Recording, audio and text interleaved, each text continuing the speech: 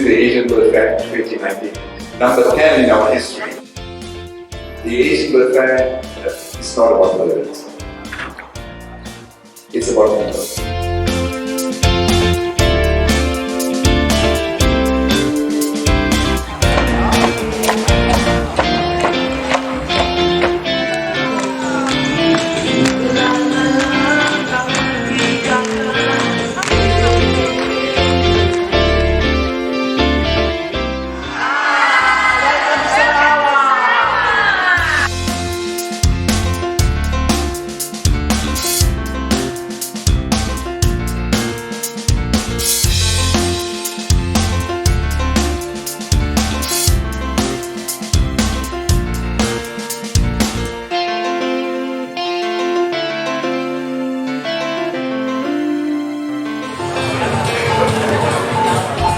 It's a beautiful day here in Kuching. Thank you very much to the people of Kuching and Sarawak for welcoming all of us. 11 years ago, Mike and Victor, we sat down in Bangkok in Thailand. So 11 years ago, we had a small idea. 5 countries, 5 organizations. And here we are, 10 years later.